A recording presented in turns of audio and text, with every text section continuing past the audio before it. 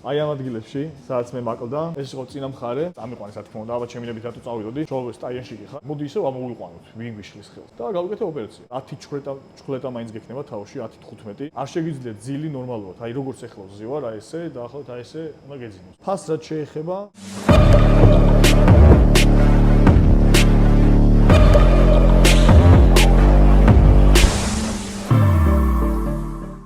სალამი ყველას. დღეს ძალიან საინტერესო ვიდეო მაქვს მომზადებული და ძალიან ბევრი ადამიანი მეკითხება და ამ თემასთან დაკავშირებით ბევრ რამეს. რაც ახლა მე თქვენ მოგიყვებით, მე ძალიან დიდი ხანი ვფიქრობდი და დიდი ხნის ფიქრის შემდეგ უпростоოდ ფიქრობდი რა, უფრო დრო მინდოდა გამოვიყო ამისთვის. და გადავდგი ისეთი ნაბიჯი, რაც ალბათ ყველამ უნდა გადადგას თუ სურვილი აქვს, რა თქმა უნდა რა. გავაკეთეთ თმების გადანერგვა, ესე ვთქვათ, აი ამ ადგილებში, სადაც მე მაკლდა, ეს იყო წინა მხარე. აი ეს ადგილი და ზევით ზედა მხარე კიდევ, სადაც ესე ვთქვათ 2017 წლის შემდეგ უკვე აი ამ ადგილებში ძალიან გამითხელდა თმები რა. ეს იყო პერიოდი, როცა ჯარში წამიყვანეს, საავადმყოფო ჯარში წამიყვანეს, რა თქმა უნდა, ალბათ შემიძლია რატო წავიდოდი, ჩოლოვე სტაიონში კი ხარ. ეს ჯარი არ არის.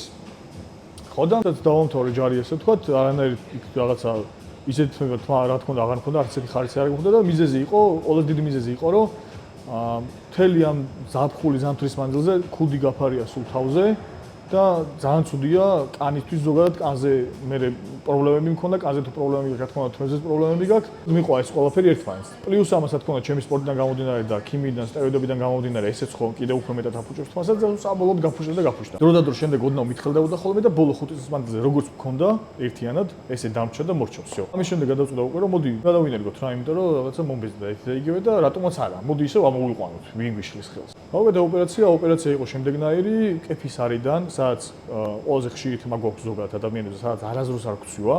აქედან იღებენ გრაფტები ქვია, ფესვიანად იღებენ ფესვებს და მოკლედ გაწევებენ იმ ადგილში, სადაც თემი გინდა რომ კონდეს. ესე იგი პირველ პროცედურა როგორ ხდება? ხო, ანალიზებს გიღებენ. იქ არის ანალიზები ცეჰეპატიტზე, შიდზე, სიფილისზე. როდესაც უნდა აკმაყოფილებდე რა თქმა უნდა, რომ ანესთეზიის გაკეთება შეიძლება იყოს, რომ შენ სრულად ჯანმრთელი ხარ. ამ ანალიზების შემდეგ გიბარებენ ესე ვთქვათ, როცა დრო იქნება უკვე 1 კვირაში თუ 2 კვირაში გიბარებენ ოპერაციაზე. იქ გაიცნობი ესე ვთქვათ ოპერაციის რაღაცა წესებს, რომ მაგალითად იქ გეკითხებიან თუ შეიძლება ასევე გამოვიყენოთ თქვენი კონტენტი სიტყვაზე before და after-ში თქვენი ფოტოები მე ჩვენს სარეკლამოდ. მე დავწერე რომ არა, არ შეიძლება.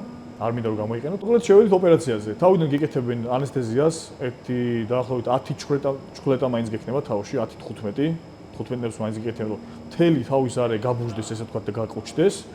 შემდეგ იწყებენ ესეთი რაღაცა დენივით აპარატი არის, რომელიც თითქოს და დენს უტყავს და ესე ვთქვათ ძირები ამოაქვს თმის და პინცეტით იღებენ ამ კრაფტებს. ამ კრაფტებს ესე ვთქვათ ახარისხებენ კონტეინერებში.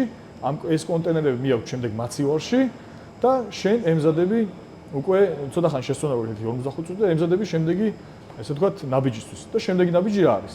ისევ გიყინავენ იმ ადგილს, სადაც უკვე ეს თმები უნდა ჩაჯდეს. და გიკეთებენ ორმოებს. ორმოები კეთდება ნევსებით, ნევსებით ჩადიან ღრმა წერტილში თავის, ესე ვთქვათ, ძალიან არასასიამოვნო უნდა შეგრძნება, მაგრამ ვერაფერს ვერ გზნობ საერთოდ. ტყივილის დონეზე შენ საერთოდ გზნობა, უბრალოდ ხმები გესმის ძალიან არასასიამოვნო. გიკეთებენ ორმოებს და შემდეგ ამ ორმოებში სვავენ ამ გრაფტებს უკვე პინცეტით. ძალიან მარტივად ჯდება, იმიტომ რომ იმხელა ორმოებია, რომ ჩაოლობთ ესე ვთქვათ, ეს გრაფტები მე ჯდება ამ ორმოებში. შემდეგ წამოვედი და ყველაზე რთული მე იწყება. არ შეგიძლიათ ძილი ნორმალურად, აი როგორც ეხლა ვზივარ, აი ესე, დაახლოებით აი ესე უნდა გეძინოს. და ძალიან გამიჭირდა ეს 3 დღე, თითქმის არ მეძინა. დაძაბულობა ხო რა თქმა უნდა არ შეიძლება და 2 კვირა მინიმუმ ვარჯიშის გამორიცხულია. დღეს უკვე მე 4 დღეა, სადაც უკვე შემიძლია უბრალოდ გვერდულად მაინც დავდო თავი. შემდეგ რაღაც პროცედურებს გავდივართ, უკვე რაღაცა თავისი ესე ვთქვათ, ზეთია, რომელიც უნდა წაისო, რომ ესე ვთქვათ, გაღიზიანებული კანი დაწნარდეს, ესე ვთქვათ. შემდეგ რაღაც შამპუნს გინიშნავენ, რომელიც 1 თვე უნდა იბანო ამ შამპუნით, შემდეგ პლაზმა თერაპიას გინიშნავენ. ეს პლაზმა თერაპიაც შენივე სისხლიდან აღებული თეთრი უჯრედები, რომელიც თავში კეთდება სისხლის მოვცევას უწყობს ხელს და მოკლედ ეს არის რაღაც პროცედურები, რომელიც შემდეგ უნდა გაიარო. მაგრამ ყველაზე საყურადღებო კიდე რა არის? 2 თვის მანძილზე შენ თმები არ ამოგივა, შანსი არა. და ამისთვის ყველას ადნა იყოს, ბევრი პანიკდება, იმიტომ რომ ამაზე ინფორმაცია არ აქვს. ანუ გადანერგიდან 2 თვეში ქცვივა პირიქით თმები, ძალიან ნორმალურია და აი 3 თვის თავზე რო იწყებს ეს თმები ამოსვლას, შემდეგ ამოგდის ძალიან ბევრი და ყველა ბედნიერი ვართ. ყველა ბედნიერი ვართ, ჩვენ ბედნიერები ვართ და ყველაფერი კარგად არის. ერთ-ერთი ცოტა რაც გამიკვირდა, გავიკითხე მე და აი გარი ხოლმე ცოტა ცუდია, აი ქემებშიც ეგ არის, რომ აი ყველა სხვადასხვას გეუბნება და აქაც რაღაც ეგეთი მოხდა. მეორე დღეს დამიბარეს პლაზმა თერაპიაზე. პლაზმა არის ძალიან ბევრი რაღაც კარგი. სახსრებისთვის ზოგი სპორტსმენი სახსრებში ეკეთებს ტრამვებისთვის არის კარგი და ამ შემთხვევაში თავში გიგეთე, მე რომ სიცოცხლის მოგწევა უკეთესი იყოს და ესე ვთქვათ, უკეთესი შედეგი გქონდეს, მაგრამ ოპერაციიდან მეორე დღეს მივედი პლაზმაზე. არ ვიცი ეს რამდენად ნორმალურია, ესეთ ჭრილობიან თავში შეიძლება მეორე დღეს პლაზმის გაკეთება. თუმცა კლინიკაში ესე მითხრეს. სხვა კლინიკაში სხვანაირად მითხრეს. სხვა ექიმმა კიდე სხვანაირად მითხრა. და აი ეს ოდა დაბნეულობას იწვევს ხოლმე. მაგრამ მივედი მაინც ჩვეულებად გავიკეთე და თვის ბოლოს კიდევ დავიმბარეს ანალიზებზე, სადაც ტესტოსტერონის ანალიზი უნდა ამიღონ, საკუთრებად თავისუფალი და დიჰიდროტესტოსტერონი, რომელიც ესე ვთქვათ პასუხისმგებელია შენს თვებზეც და ისიც უარ გაგცვიდეს, რაც გაქვს უკვე.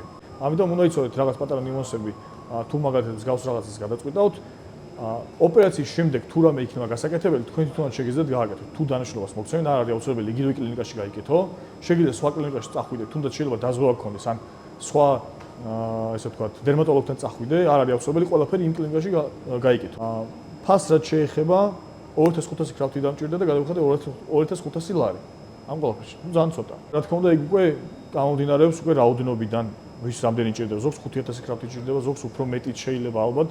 თუმცა ერთია რომ ნახოთ რა შედეგი იქნება, ნახოთ რა შედეგი ექნება საბოლოო ჯამში, თვითონ ოპერაციამ ძალიან ნორმალურად ჩაიარა, რაღაც პატარა ნიუანსები რაც უნდა გაითვალისწინოთ და რაც უნდა იცოდეთ. სხვა დანარჩენი, რა ვისაც გინდათ და ვისაც სურვილი აქვს, ჩემი აზრით არავინ არ უნდა დაიცადოს და არავინ უნდა იფიქროს, თქო, რატო ფიქრობ? შეგიძლია და გააკეთე, რატომაც არა.